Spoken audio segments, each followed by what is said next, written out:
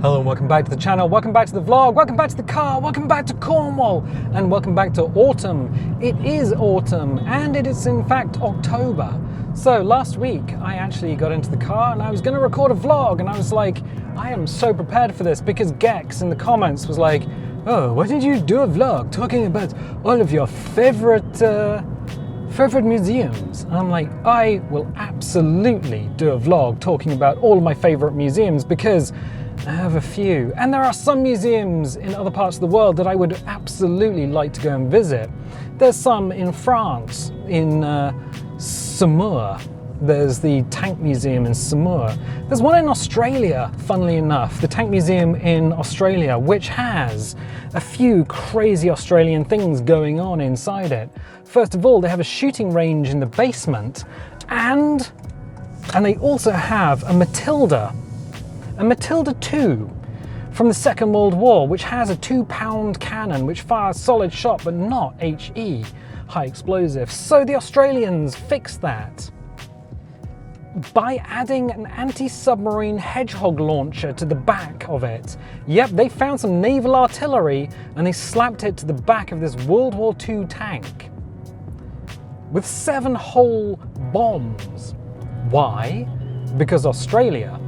And I was ready to record that vlog. I was so ready to record it. I was like, yes, I get to talk about something that is dear to my heart, museums.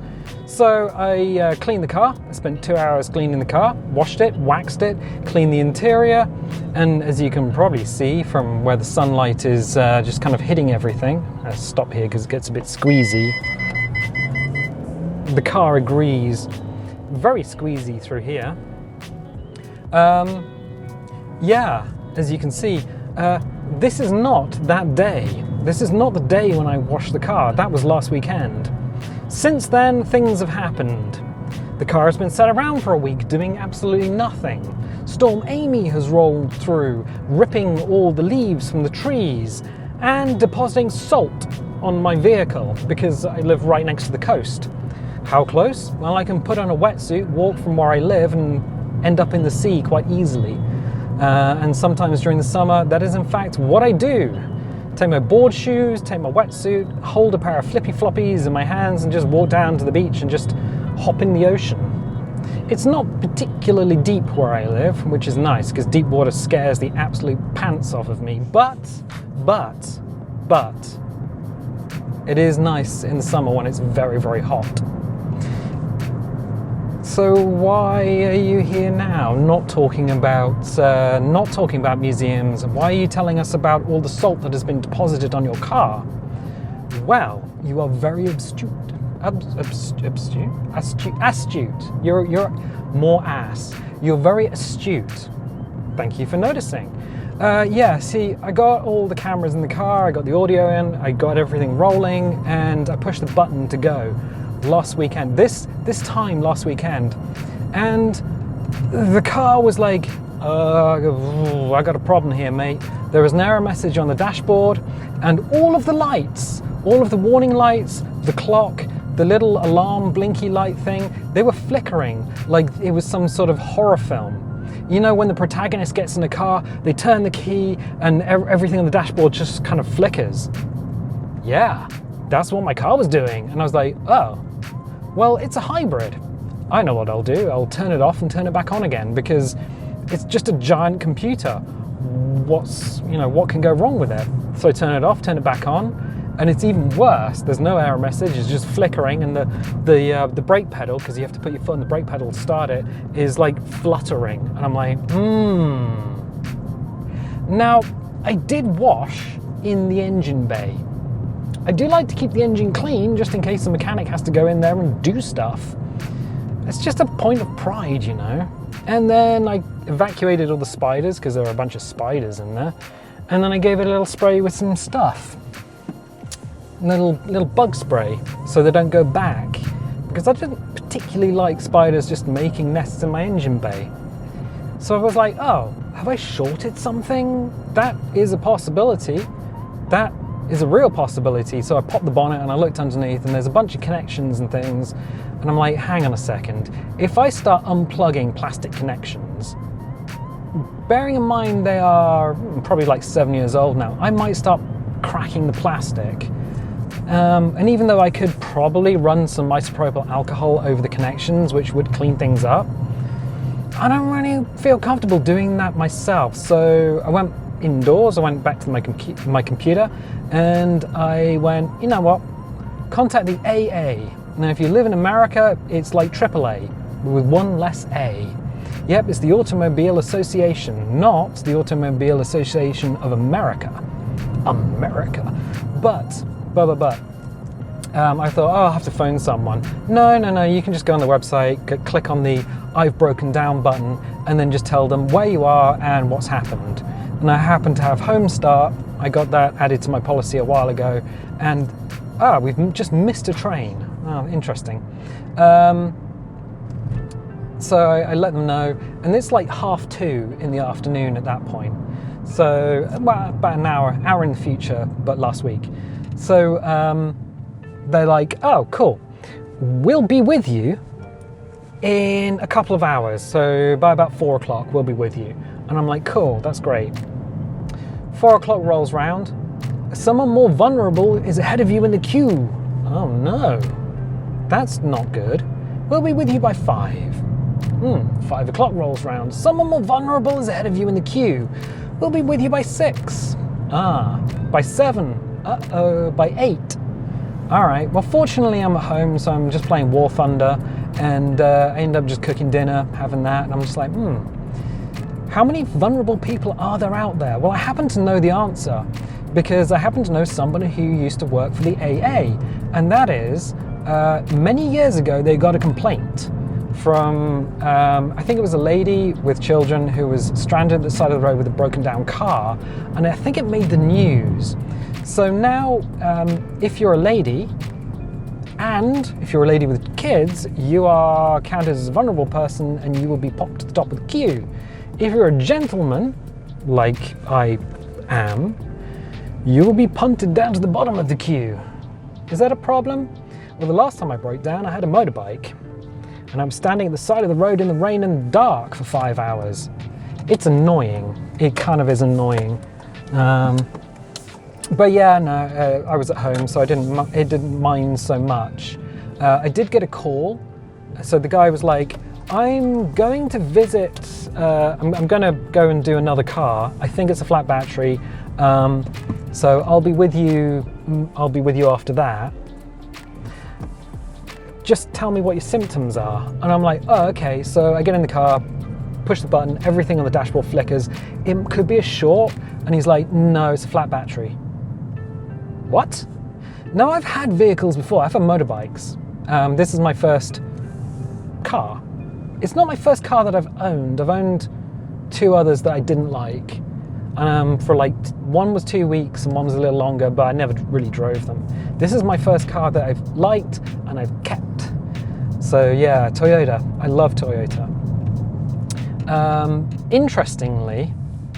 Interestingly, when you have a motorbike and the battery is a little bit weak, what happens is you push the go button, you push the ignition, and normally it just bursts into life. If it's a little bit weak, you'll hear the starter motor like turning over and go wow, wow, wow, wow. And the less power it is, the slower that cycle will be, and eventually it just won't have the energy to turn the motor over. I was not expecting a literal horror show on my dashboard, flickering lights and violin strings.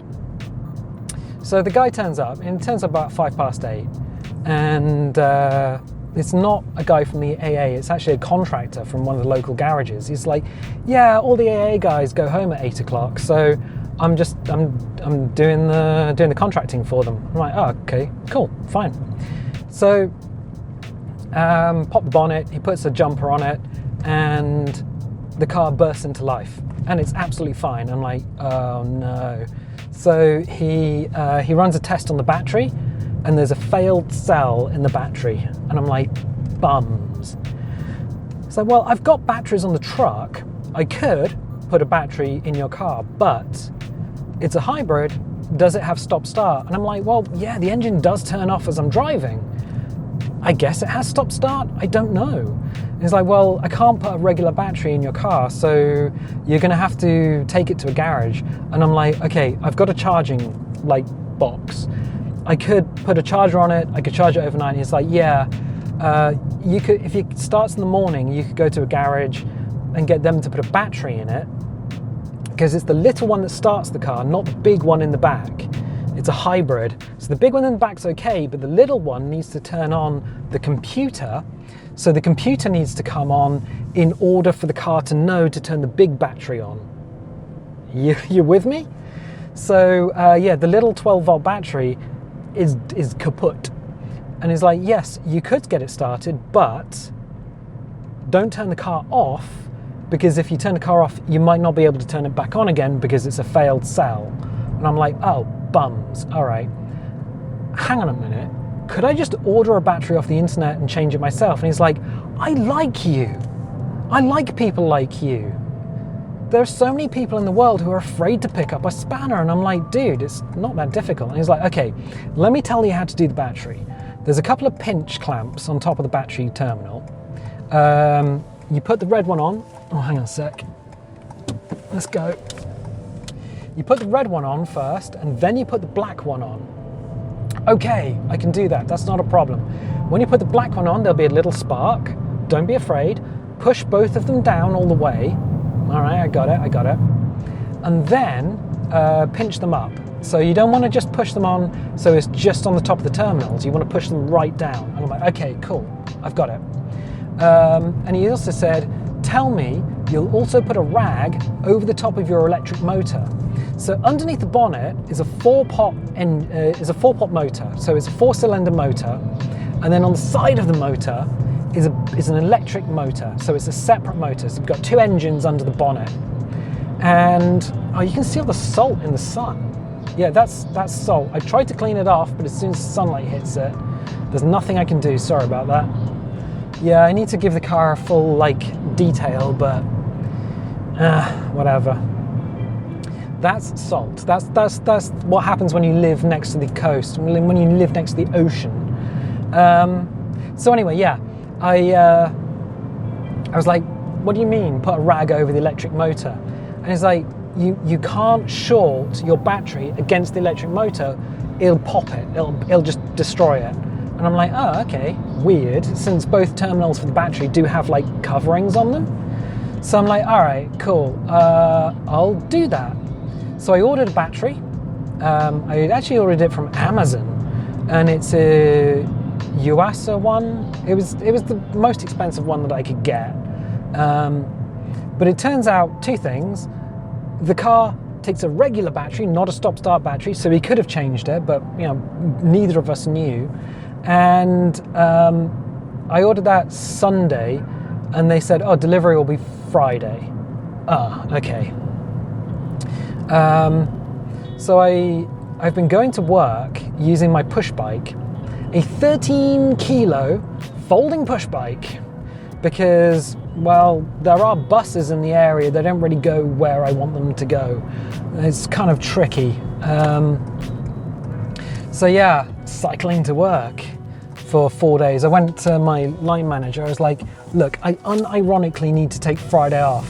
And he's like, you need to take Friday off.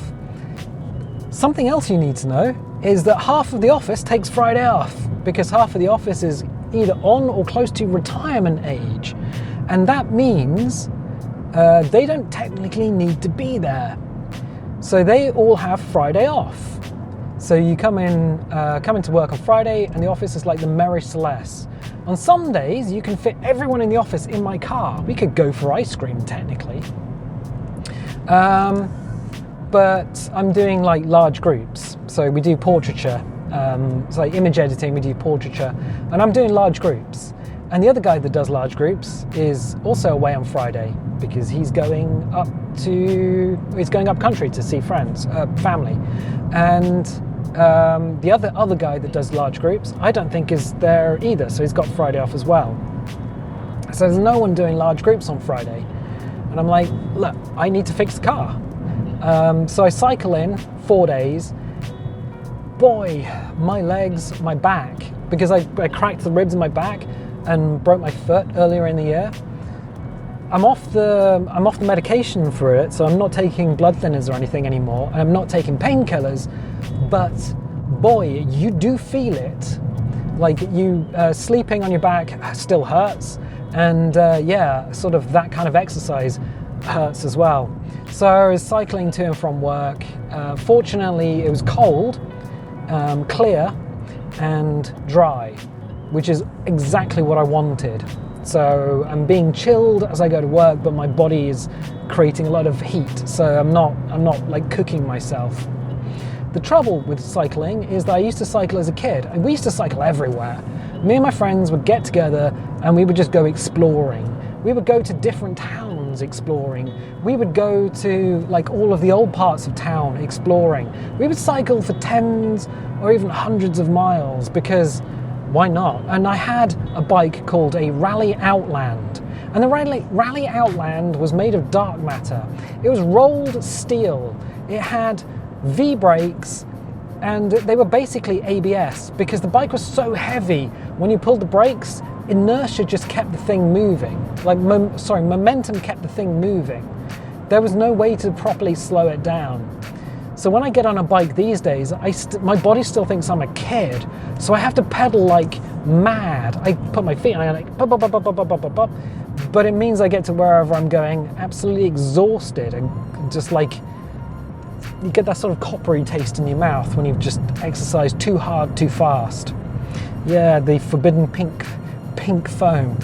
And I'm just like, all right, cool, I can't do this for the whole week anyway.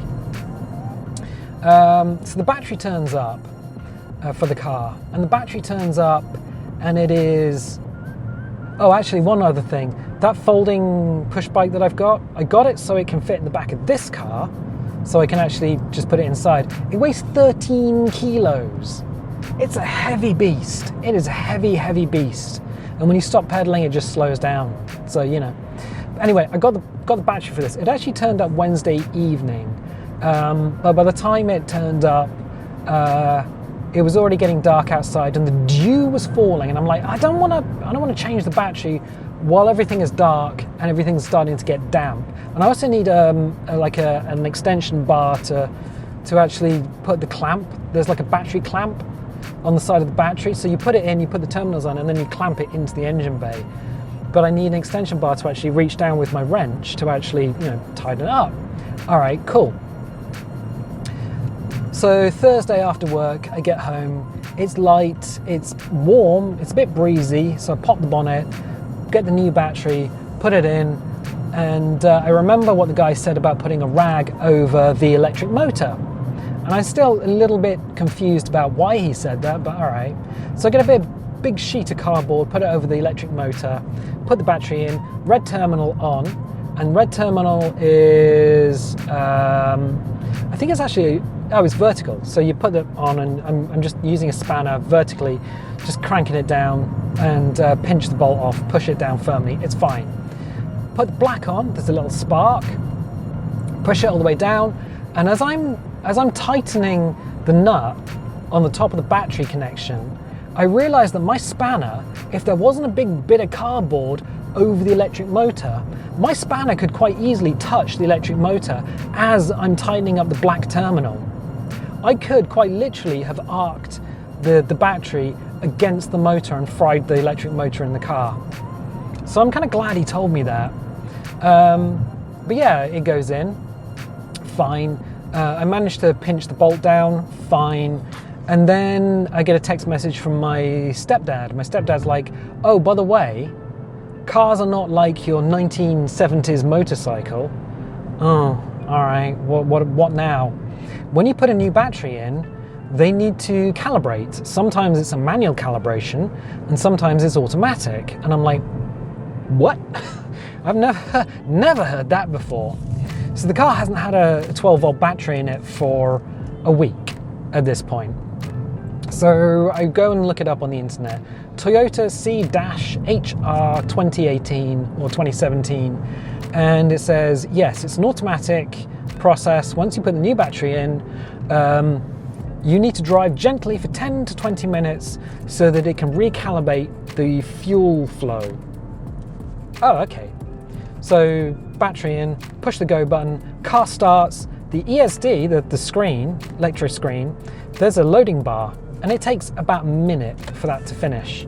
I've not seen that before because I've not, popped the battery out of this thing before. Fine, absolutely fine. And then no warning lights on the dash. It's fine. It looks normal. So I've got 200 miles in the tank, according to the range estimate on the dashboard. And I'm like, okay, cool. I'll go and visit Mum. I'll go drive over to Mum and get a cup of tea, say hello. So I give her a call and make sure everyone's in. Yep, okay, cool. So like 15 minutes later, turn up at Mum's, and everything on the dash is fine. Have a cup of tea, have a chat, and then leave. That 200 miles is now 207 miles. Oh, I guess it's recalibrated its fuel flow, and now it's re-estimating how much fuel is actually in the vehicle, or how much range the vehicle has. And I'm like, oh, my car is generating fuel. No, it's just that it happens to be that coming home from Mum's, just the way the terrain is up and down, you get 74 or 78 mpg. So like the mpg on the car like hits its recommended about 74 to 78 miles per gallon, which is great. I mean, considering it's a hybrid, that's wonderful. So yeah, it is absolutely fine. The push bike, I'm glad I don't have to be on it again. It's nice to have it as an emergency, and a folding bike is good because I can fold it up, keep it near the front door, and it doesn't take up too much space. It's bad because the folding mechanism means it's bloody heavy. It's really heavy. We got more traffic lights along here. I think we might have more traffic lights. Well, at least we got doggos ahead of us. Doggos! They seem to be happy. Having the time of their lives. Well, if I was a dog, I wouldn't mind like hanging out the back of a Land Rover. That sounds kind of cool. Kind of breezy. But yeah, so everything was absolutely fine. It did mean that I couldn't record a vlog because, I did consider recording a vlog on the push bike, but cycling to and from work is slightly different to cycling to the supermarchés, to the supermarket. It just wouldn't have been a fun time for me to try and cycle home one-handed. It would, yeah, it wasn't good, especially with my back. So Thursday, when I got home from work, I had an itinerary of things I needed to do before I could essentially like clock off. So first of all, wake up early to have the extra time to cycle to work. So yeah, wake up sort of 6ish, jump in the shower, get breakfast and everything, then jump on the push bike, cycle to work, spend the whole day at work, obviously, because that's what you do when you're at work. And then what I did is booked it home. So up on the bike, cycle home, get the battery changed, phone Mum, go over Mum's, and then on the way home from Mum's, I need to do the shopping because I haven't had a chance to properly do shopping for a whole week. So do the shopping, grab a bunch of stuff, get home, record Stranded Deep. So that was, no, I didn't need to record Stranded Deep. That was Thursday. Yeah, no, I already had a video. That was Claire Obscure. So that was ready to go up. So get that up, have dinner. There was a bunch of other stuff that I needed to do. Oh, I need to do all the washing. So I needed to do like clothes washing because I do the washing once a week. So 2 loads, one for the clothes, one for the sheets. By the time I sat down at the end of the evening, it was something like 9:30. Cosmic Guppy, James, who has been on a lot of the snack times. He was the blonde/ginger one. Usually sat on the right-hand side of the screen. Not the tall one, that's Nick. Actually, James and Nick are pretty tall. I think everyone's taller than me. I'm 5'10", and those two lads are like 6 something. So, yeah. Yeah, that's a fun one. So James, it was like 9:30, and I'm like, dude, I've just sat down. By that time, I couldn't stand up. my back was so sore just underneath my shoulder blades. I couldn't physically stand up. I had to hold myself up whenever I was doing anything. So that was something of a pain in the butt. But yeah, Thursday was such a long day. And then when Friday rolled around, because I had the extra time in case I needed to take it to the garage, if there was any emergency lights on, any stuff like that, I would need to take it to, not even Truro, beyond Truro. I need to take it to Toyota and get them to look at it. And if I couldn't do the thing in the engine bay, like get the clamp down, or if I needed the extra tools, then I had them on order. So yeah, fortunately, everything went in, everything's fine, everything's good. And I'm like, oh, okay, cool. I've still got Friday off. I'm gonna sleep because I am absolutely exhausted and my back is absolutely killing me. So I did, I managed to sleep in on Friday till 8 o'clock in the morning. And then my back was like, man, you're getting out of bed now, boy. Oh, okay. So I got up and I got a bunch of stuff done. That's when I recorded Stranded Deep. That was the last Stranded Deep I recorded. And then I recorded this video today. So that was, today is Sunday. Ooh, it's busy. I did have a chat with Mum, because Mum was like, hey, do you read books? And I'm like, I used to read a lot more books. I like graphic novels. I love the Scott Pilgrim graphic novels. I've actually bought the Scott Pilgrim paperbacks more than once for people. So it's like, oh, you've never read Scott Pilgrim before. Here's the collection of paperbacks. And it's by Brian Lee O'Malley, and one of my favorite graphic novels is one called Lost at Sea, which is about a girl who essentially finds herself. She's lost. She's with a friend group. They're Canadian. They're traveling home from school for I think it's the summer or the winter. It's one of the holidays. But being North America, traveling home is a long way. So they're all in one car. She doesn't really know everyone, but she's convinced that she's lost her soul, that a cat took her soul. And instead of just like ridiculing her, like she goes out, they're staying in a motel, and she goes out looking for a soul because she sees this cat. And all of these guys who she doesn't really know, instead of like ridiculing her, she's just like, they're just like, yeah, let's go and look for your soul. So they all end up in the middle of the night looking for cats to try and find this girl's soul. It's such a good story. Yeah, Lost at Sea by Brian Lee O'Malley. If you've never read it, it's a very easy read. It's a graphic novel. I would 100% wholeheartedly recommend it. Yeah, Lost at Sea. Gosh, one of my favorite books. But yeah, Mum was like, do you read? And I'm like, not really, not like novels anymore. I used to read a lot of the Discworld series, but I just don't have time. The channel takes up so much of my time. So yeah, she's like, maybe you should get audiobooks. So yeah, I might have to do that, but boy, does the channel take the time. But I like it. It's enjoyable. This is what I enjoy, which is what I told her. I work to live, but I do this because I like it. Speaking of liking it, I'm kind of running out of things to say here, so thank you for making it to this point in the video. If you made it to this point in the video, if you didn't, then well, thanks for watching anyway. Be sure to leave a little like, that definitely helps the channel out.